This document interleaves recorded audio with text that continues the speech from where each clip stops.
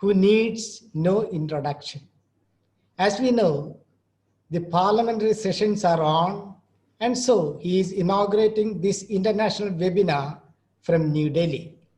A scholar par excellence, a politician who matters to India most dearly, a genius who is committed to the cause of the poor and the marginalized, an uncompromising secularist who lives what he preaches. Above all, as far as St. Xavier's is concerned, he is our pride, as he is a member of our college advisory board.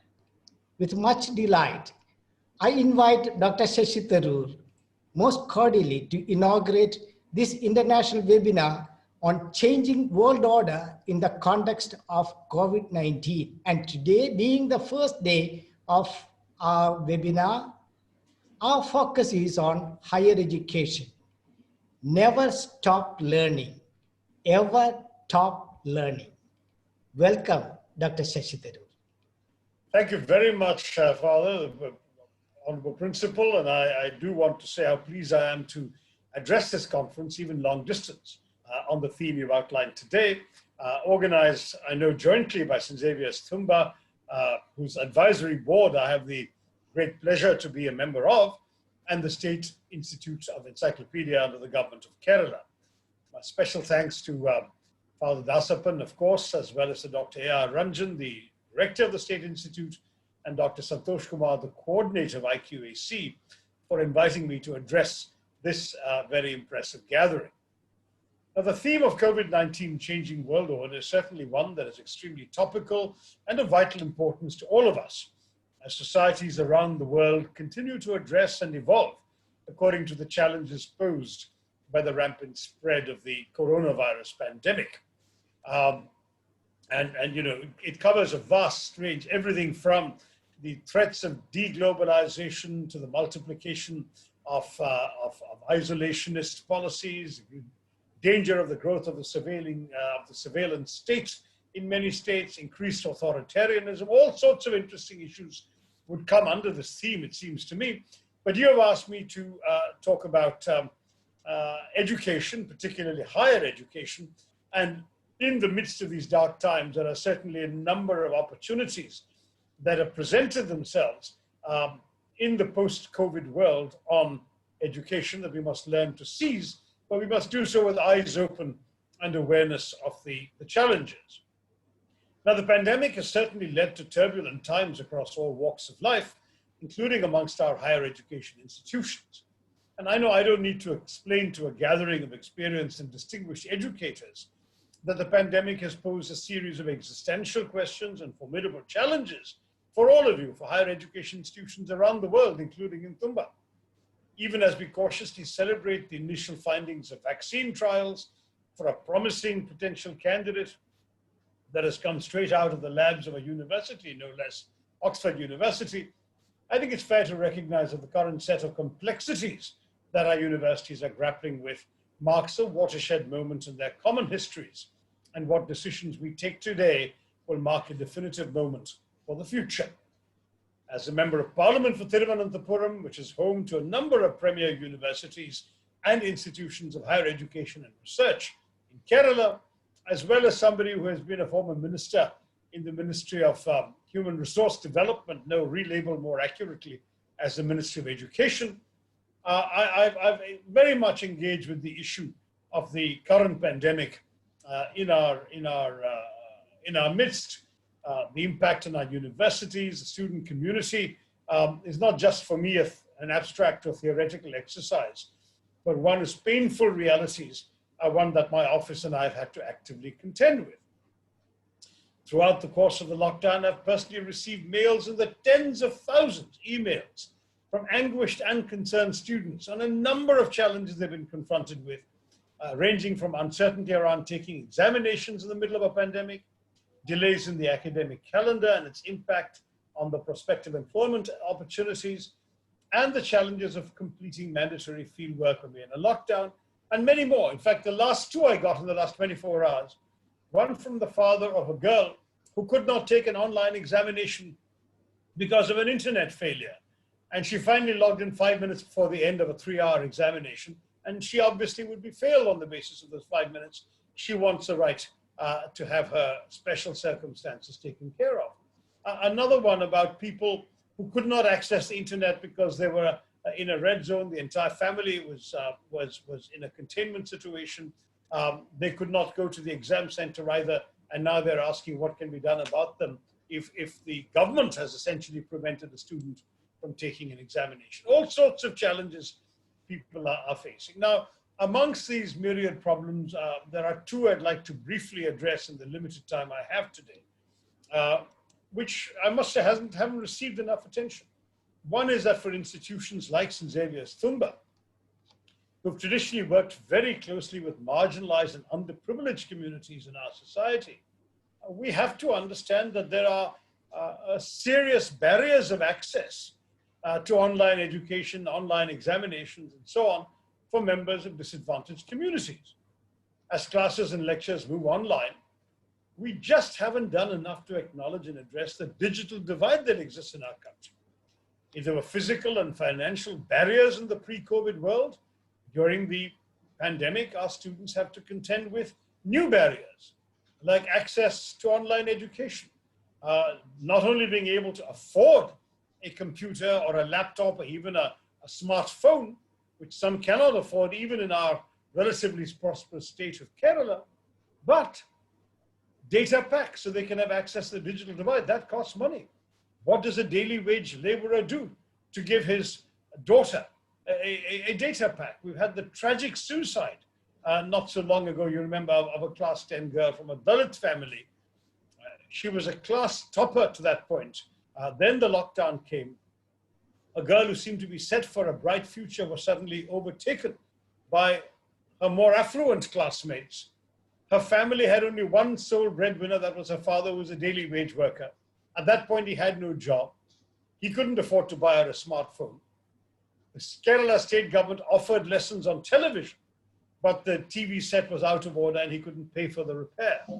And so the girl simply couldn't follow the classes necessary to continue her education, and she committed suicide. This is not a reality we can afford to ignore. We live in a world brought to us by Facebook, Google, and Twitter, but we also live in a world where over 3.7 billion individuals do not have access to the internet, including 1 billion children who can't afford to work remotely or learn remotely. I'm talking globally. According to UNESCO, only half the households in the world, 55%, even have an internet connection. In the developed world, 87% do. In the developing countries, 47%. In the least developed countries, 19%. So these stark realities are compounded by basic infrastructure deficiencies, basic access to electricity. In India, all of us, including me sitting in a government accommodation in Delhi, given to parliamentarians, I have a daily power cut to endure, and it could come in the middle of this webinar. It could come in the middle of any of my internet engagements. Reliable Wi-Fi is not always there. Again, I have an MTNL, BSNL Wi-Fi, which frequently breaks down. But there are more practical problems. You can have an online lesson. You can have an online exam, but you still need human teachers as an interface between the online system and the student. When a lesson is being taught online, the student still needs, very often, particularly in rural India, in areas where people are underprivileged, tribal areas, poorer communities, which can't take some of the assumptions of the urban teacher used to teaching an upper middle class student population for granted. And so, as a result, if there is no teacher who can understand, explain, and translate the lessons in affordable and understandable terms to poorer and marginalized populations, you actually are widening the gap that they have. And as a result, there's strain on the mental well-being of students, as reflected in the suicide I talked about. Greater social isolation is necessary to combat the pandemic, but it creates real problems within the student community. In the old campus life, a student would always gain from interaction with other students, not just interaction inside the classroom, But outside the classroom, informal conversations with each other, informal conversations and engagement with teachers, with faculty, administration, etc. All of that is not possible. You're confined to that screen, to the teacher on the screen, if you're lucky enough to have a teacher or an invigilator. You're not able to have the social contacts that are so important for everyone's mental health and reduce the distress levels that people suffer. And as a result, the strain that it causes on the student community is particularly acute. There is no question that, that students have gone into a university education to pursue a certain set of educational qualifications in order to gain access to a working life and lead an empowered life. Now, if you're poor, marginalized, underprivileged, education is your key to unlocking a better life, better than your family could otherwise provide you. Now, with the disruptions caused by the pandemic, what they're prepared for has been damaged. The goals they've set in place have become more difficult to access. New obstacles have arisen that interfere with their ability to achieve the excellence that will give them that key in their hands. And all of this means that experienced educators like you must offer a calming and guiding light for our student community, must give them additional help, must offer counseling and other formal platforms to address their mental and social health issues, must raise the resources to be able to bridge the digital divide, must insist that students have a friendly and receptive audience in the college to listen to the problems they face and to look after them during these difficult times. And I feel state governments also have an obligation. A college that takes very modest fees, as you do, may not be able to afford to provide every poor student with a mobile and a data pack, or a laptop and a data pack. But the state government should be able to do that. And I'm sorry to see that no state government in our country is yet doing that. They should. Now, as a cautious optimist, I'd like to believe that these difficult times will pass.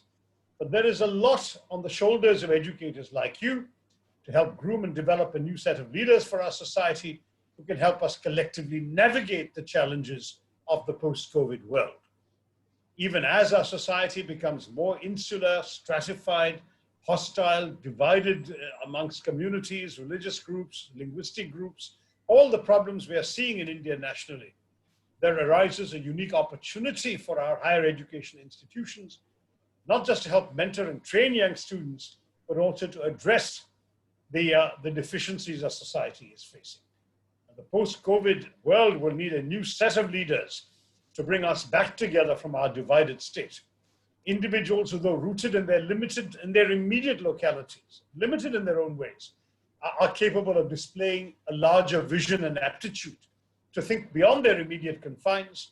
Young people who can revive and champion the idea that we, as a community, are stronger when we are together.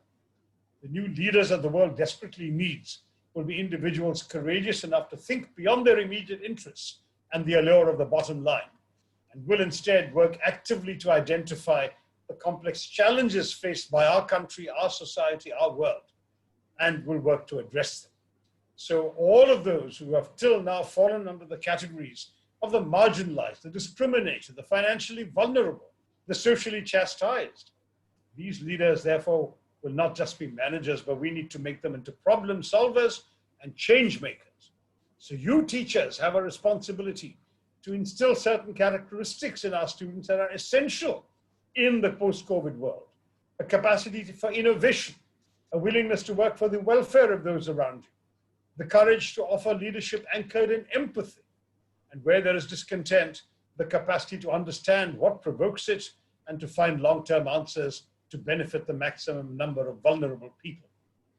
We must move beyond the narrow concerns of national security. There's a lot of talk about freedom from terror and attack. That is important, but there's also got to be a broader vision of human security. Freedom from hunger, from hopelessness, from deprivation, from poverty, to a world where everyone has food, clothing, and shelter, where democracy and human rights reigns and are upheld, where people's creative and entrepreneurial energies are freed and the environment is protected.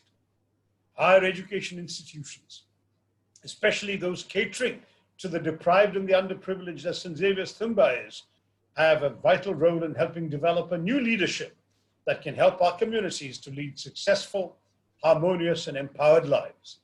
I wish you a very successful webinar, and even more important, I wish you success in the post-pandemic era in achieving these worthy goals and aspirations. Thank you for having me. Jai Hind.